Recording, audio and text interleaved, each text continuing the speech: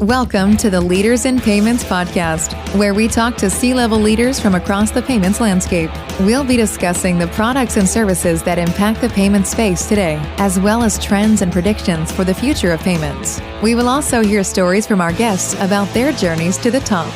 We bring a virtual fintech department where we are providing strategy. Sometimes it's just a simple extension of an existing payments and fintech team for a platform. And in other instances, we are their fintech team. And I think that can be really, really helpful because, we've grown vertical SaaS platforms. We've exited them to public companies. We've had to make a lot of those decisions, and we have a lot of scar tissue to show the mistakes we made along the way.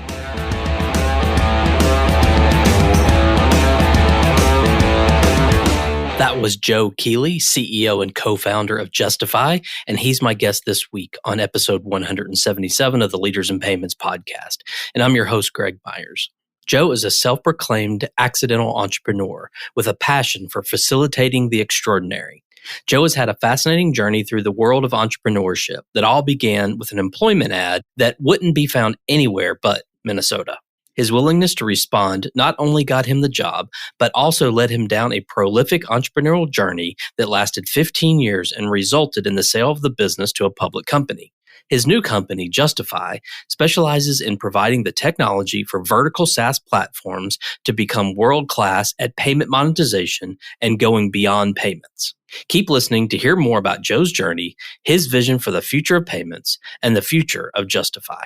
We've got a great episode ahead, so let's get started.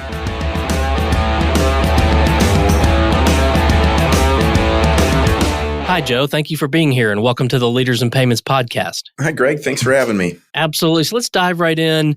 Tell our audience a little bit about yourself, maybe where you grew up, where you went to school, where you currently live, a few things like that. Sure. So if you imagine nowhere, I kind of grew up right in the middle of it.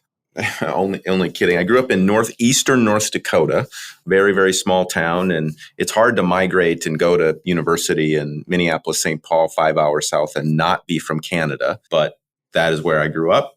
I went to the University of St. Thomas, ended up getting a degree in entrepreneurship. I was sort of an accidental entrepreneur in a company that I started while I was in college, actually, which I can share. But I live in St. Paul now and lead a payments and embedded finance company. Delighted to talk a little bit about that and wherever else we take this today, Greg. Absolutely. So we'll dive into your career journey in a minute, but let's talk about the company first. So tell the audience what Justifi does. Justifi exists to accelerate the potential of vertical SaaS platforms. So we think about a platform, what we do is we think that our team has grown a number of different platforms, processed billions, and ultimately sold those platforms.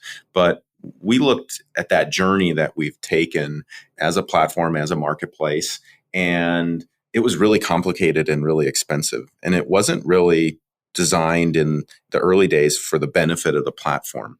So while the journey ended really well, we don't think that sort of 15-year journey is something that other platforms can do. We don't think that there's enough chief payment officers out there for all of them to have. So in short, Justifi provides the technology for platforms to be world-class at payment monetization and going beyond payments. It's sort of especially in what you talk about a lot on the podcast is, the cat's out of the bag for platforms that their economic engine is embedded payments and embedded financial products beyond payments. But there is a big gap between getting started in world class. So Justifi exists to provide the tech and the team to help platforms accelerate their potential. Are there certain verticals within the SaaS environment that you focus on, or just basically any SaaS-based company? It's really any vertical platform or marketplace that has multiple,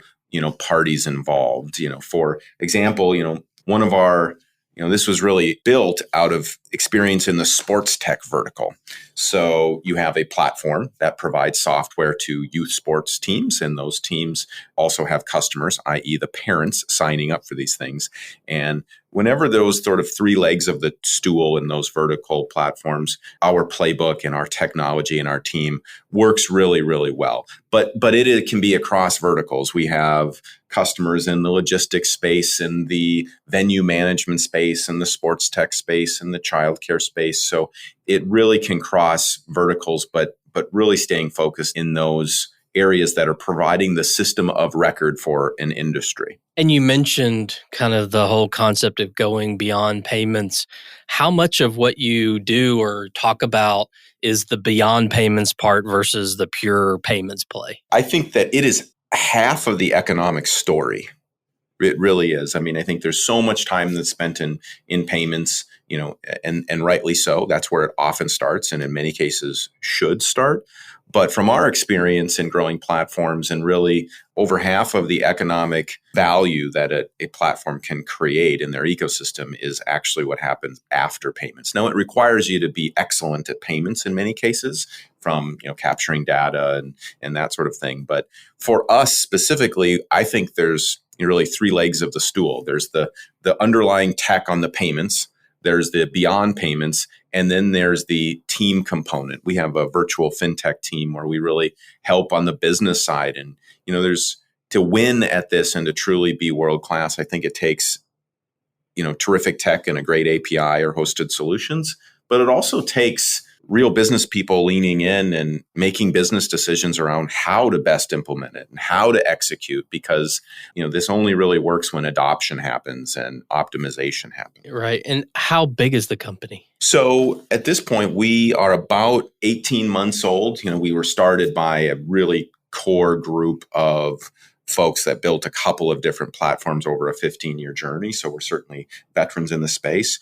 We have a little over 30 team members today and a number of customers that are small and very large, approaching billion-dollar platforms that we're integrated and working with. And you raised some money, I think was it late last year? We did. We've raised now $13.5 million between a seed round with a number of venture firms, including Emergence, Rally, Crosslink, and then also some venture debt as well.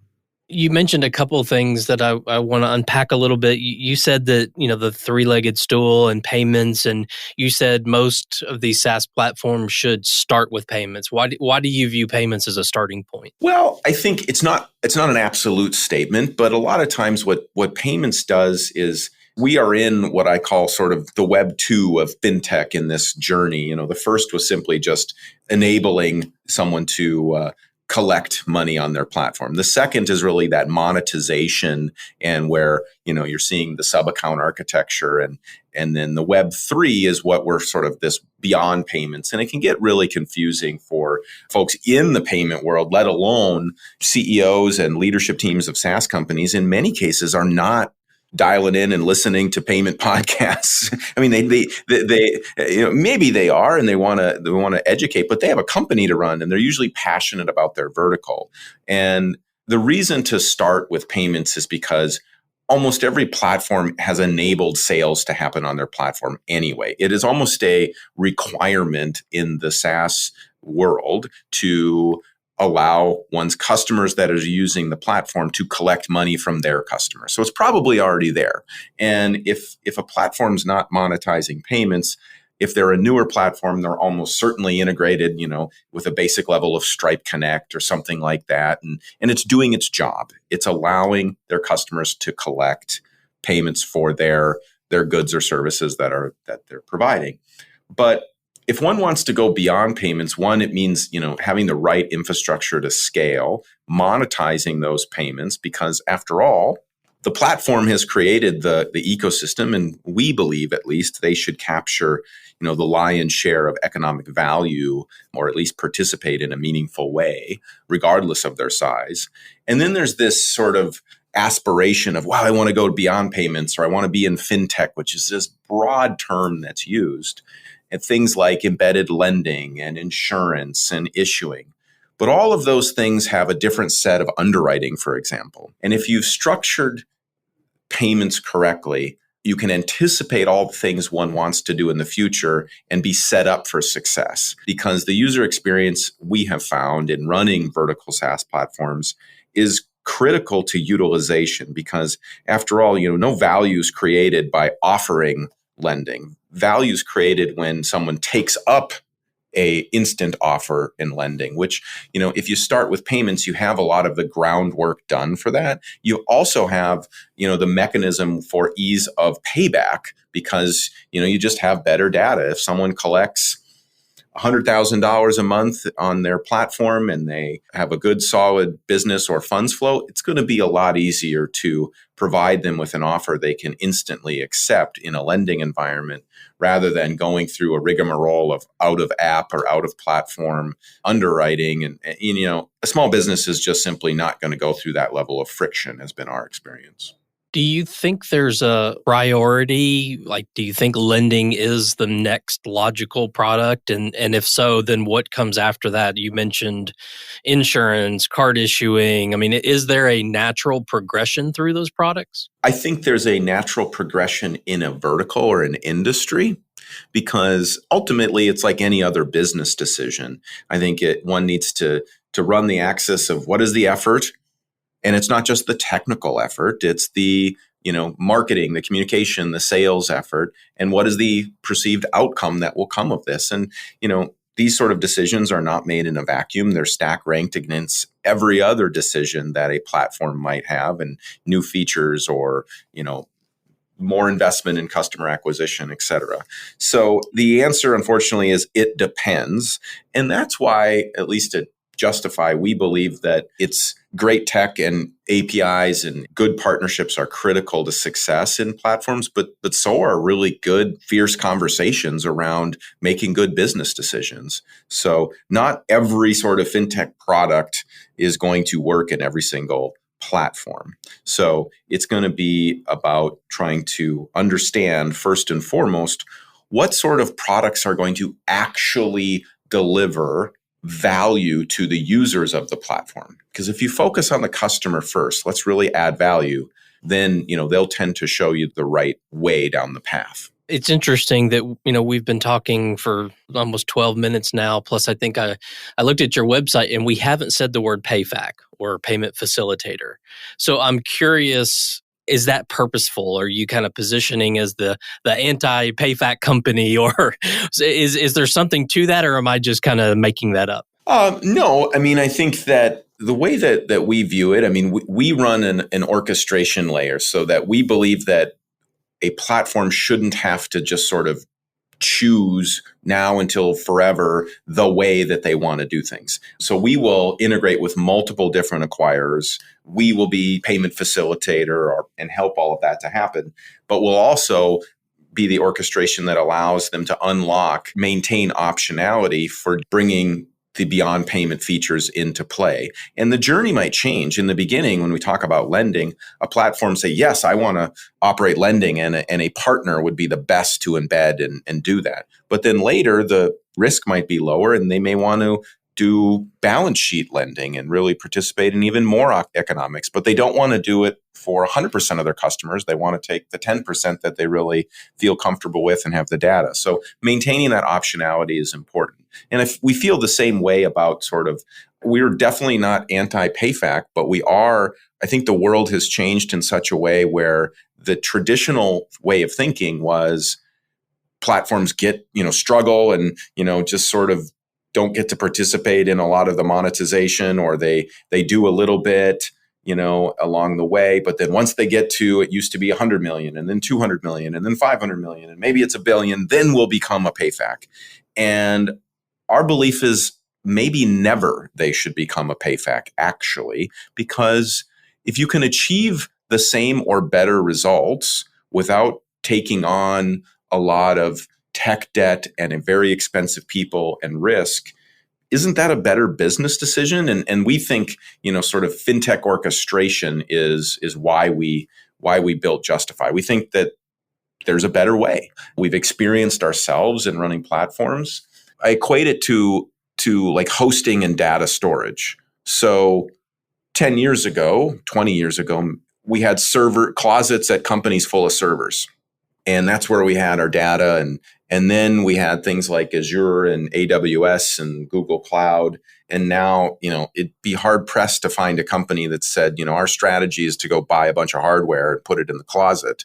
It would be, no, actually, why don't you have both AWS and Microsoft, and why don't you host in different parts of the country or world so you're never down and you have redundancy? But you're not owning those hard assets. You're not owning the tech. You're renting it, and it's infinitely scalable. So we think the same concept should be applied to the traditional question of how to best untether the power of embedded payments and fintech for platforms. And we think it's actually for them not to become a PayFac.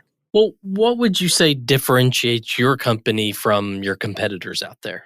A couple things. I think that one, we have a sub-account architecture, and that's not unique in those that are focused on serving vertical platforms. It might be unique in the broader payments world. Two, we have an orchestration layer, and what that does is really allows for best monetization opportunities on the payment side, and it allows for the best monetization on the beyond payment side. And the reason for that is we're able to route payments differently, and not every payment is going to be created the same. We're able to bring in best of breed partners and create flexibility and optionality on the beyond payments. Because I think that going into one closed ecosystem, you're limited to what's on that menu. And our experience, I would say the third thing is we bring a virtual fintech department where we are providing strategy. Sometimes it's just a simple extension of an existing payments and fintech team for a platform. And in other instances, we are their fintech team. And I think that can be really, really helpful because, we've grown vertical SaaS platforms. We've exited them to public companies. We've had to make a lot of those decisions, and we have a lot of scar tissue to show the mistakes we made along the way. And we think that committed partnerships are as important as hardened tech. I think I know how you're going to answer this, but I'm going to ask anyway. Sure. Where do you see the payments industry heading in the next, say, 2 to 3 years? Certainly, we know that payments alone continues to grow, and I think that platforms are going to continue to demand more than just the status quo in payments, and payment methods are going to continue to expand, and stored wallets will continue to be a trend that we see. But the actual biggest trend I see for platforms and payments is beyond payments. So what do I mean by that is that it's all of these other, payments is part of fintech, but fintech is not just payments. So, that's when applicable, the other financial services or products that can be embedded alongside of or connected to the payments, such as embedded lending or issuing and insurance, even payroll and some of these other things. Some of the most sophisticated platforms in the world are these embedded payment and fintech companies hiding in plain sight. Recently, we saw Toast go public. Well, yes, they provide software and hardware for restaurants, but they also provide payments and insurance and short-term and long-term capital needs for restaurants, so on and so forth. So, the intersection between guests and hosts and the platform of Airbnb, there's a lot of things happening there. So we think that enabling, just like technology, I think ought to do, it level the playing field a little bit. We think that it allows platforms to accelerate in quarters instead of years to reach the same level that was the case in the past. Well, let's switch gears a little bit and talk about you. So if you don't mind, tell us about your journey to your role there. I know you're a co-founder and the CEO, but maybe a little bit about your background, sort of where you started after college up until today. On the surface, remarkably unqualified to lead a payments and fintech company. Let's just make sure we're all clear on that. My background actually is I answered an ad while a hockey player at university that perhaps is only listed in the newspaper in Minnesota. And that ad said, looking for a hockey player to watch our 2 7- and 9-year-old boys. Okay, well, I sounded interesting. I needed some summer spending cash for rent and such. I was an undergrad and answered the ad and got the job. So here I was, hockey player from North Dakota, found myself as a nanny for these two boys. But what it turns out to be, I was a big brother. I was a chef, chauffeur, referee. I showed up the first day. I introduced myself to the 9-year-old, very polite, boy. And I said, I play hockey at St. Thomas. He thought that was cool. And he said, well, I'm going to play hockey at Harvard. And I said, oh, I've heard of it. I guess we better get to work. And what I realized in that job initially is that their parents, just like every other parent, and I don't think very many 9-year-olds in Minnesota come up with, I want to go play hockey at Harvard on my own. But that was the definition of success, or at least a vision that their parents had for him. And he adopted that. And they worked very, very hard of trying to, just like all parents, to do the best for their kids. And they were working parents. And so I became part of their team. I became a role model for those boys. So from that experience, I saw supply and demand. I saw lots of parents having this challenge of particularly needing a nanny in the summer or after school. And I had all kinds of friends that thought my job was amazing. And how can I get a job like that? So I started a headhunting company while in undergrad. Started placing my knucklehead friends with other families to be role models for their young people. And it started to grow. But I was very much a reluctant entrepreneur. This was more of a beer money project for school than it was a business. But fortunately, at the time, the bar was really low at undergrad, and the entrepreneurship department got a hold of me and said, well, this is a company, and, come on. And I jumped in and used my class studies as a project. And fast forward, I won a number of awards, including a pretty substantial one that I was the Global Student Entrepreneur Award. And I remember winning that. It was sort of named as the best student-run business at the time. It still exists today, that award. And I asked one of the judges, why did I win? So many companies have more revenue than I do. And the judge said, well, this isn't a revenue contest. And every single one of us judges have kids, and you're solving a unique problem in a unique way. And we all have the same issue. So that was a lot of pressure because I couldn't quit now. So, Right. So I took that sort of staffing business and matured it and turned it into a franchise, and then built some technology for mobile booking. And over, 15 years of an overnight success, a couple of things happened. We grew it to 200 franchise locations, had a vertical SaaS platform for all those franchises to book their sitters and their nannies across the country. And in the UK, we had 10,000 W-2s. Ended up selling the company to Bright Horizons Family Solution. It's a public company out of Boston who was in the childcare space and a good partner of ours for years. And both the boys graduated from Harvard and were captains of the hockey team. So it ended okay. Wow. Success all around there.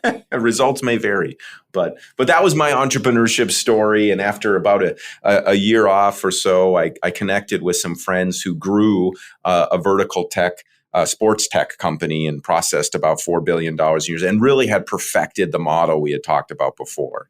And they were looking for, he said, this was a complicated, expensive journey. Let's do something different. Let's build a new company that produces and does what we wish we had when we were building our platforms. And that's really how Justifi came to be. Now, I have a technical co-founder who is a chief payments officer and excellent at that, and really was the architect of Sports Engine, was the company of that journey. But I've been able to be a student of this and certainly experienced the frustration and the challenges of not being a payments expert in my last company. And now really bringing some of that perspective to the table has been, I think, good for us to build a company that is, platform focused first. And that really drives the conversations. So, Joe, what are some things you're passionate about? So maybe one work related and one non-work related passion. In both, I would say, there's been a lot of talk around what is a company's purpose? What is their why? And ours is to accelerate potential. Mine personally is to facilitate extraordinary.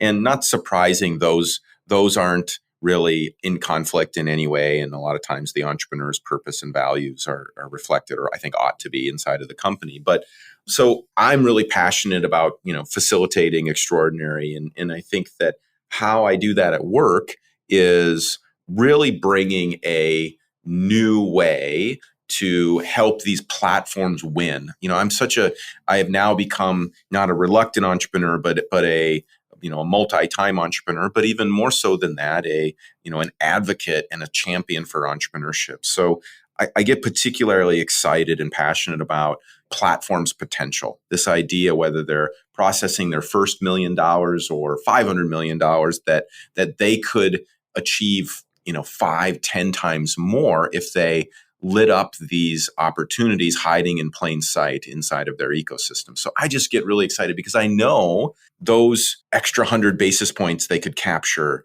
could mean fueling even better product, because platforms do a lot of good. I mean, technology, like in the sports tech space, enabled more sports orgs to operate more efficiently and allow kids to engage in more productive play and things like that.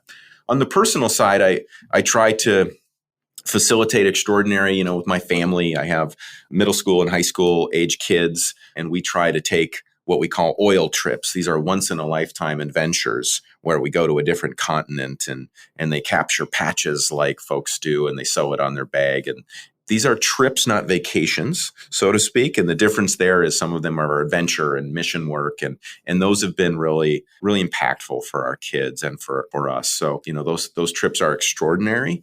And that is in line with what I try to do every day, is just, facilitate extraordinary for people around me. And that includes, work and home. And the key for me is to try not make those any different, not live a divided life. It's just sort of 24 hours in a day and trying to do similar things no matter where you're at. It's just a lot easier to keep track of. You're right. What about hockey? Are you still a hockey fan? It's hard not to be a hockey fan in Minnesota where we're based. I am a hockey fan and a youth hockey coach. So I'm on the ice in the winter at least 5 days a week, coaching and trying to pass a few things along. When I started in payments, which goes back 17 years, I mean, the word fintech didn't even exist, I don't think. And now kids, right, can go to college. They can actually take fintech courses at some colleges. And, the whole payments and fintech space has become kind of an interesting, or maybe some would say a hot place to work. And people are building careers in this space. And I think kids coming out of college might even look at it as, a space to build a career in. What advice would you give someone that's coming into this space, that's maybe right out of college, looking to build a career? What would you tell them they need to do to be successful? Whether it's in this space or any space, is, just be a student of the industry. And I think also go a level deeper to understand why a customer, a platform is interested in a particular solution. Because I think that I've seen two camps, and this happens in technology a lot. You have, and there's always a spectrum. It's not an absolute, but let's say you have someone on one end of the spectrum that is technology or deep into payments and just sort of geeked out on that. And that's important. We need those like deep subject matter experts.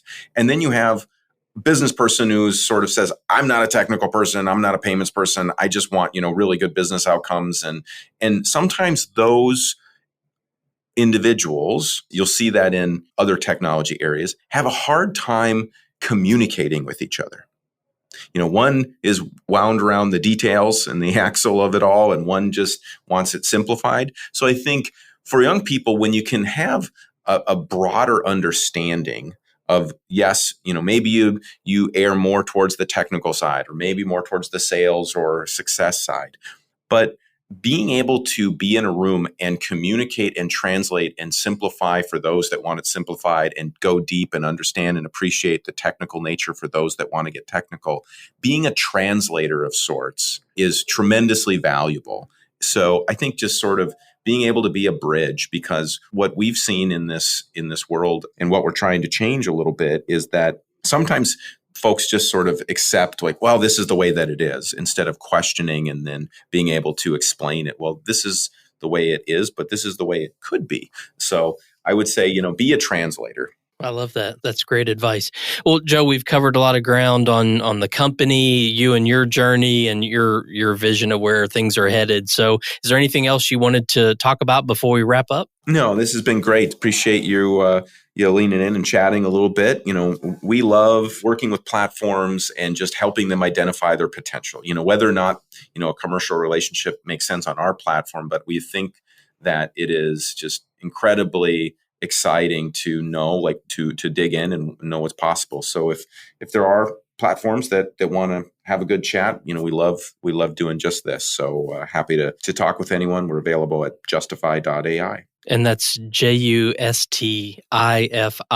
You got it. Awesome. Okay. And if anyone wants to reach out to you, I believe you're on LinkedIn. You got it. Yep. All right, great. Well, thank you so much for being on the show today. I know your time's very valuable, so I really appreciate you being here. My pleasure. Have a great day. You too. And to all you listeners out there, I thank you for your time as well. And until the next story. Thank you for joining us this week on the Leaders in Payments podcast. Make sure you visit our website at leadersinpayments.com, where you can subscribe to the show and where you'll find our show notes. If you enjoyed listening, please share on your social channels as well.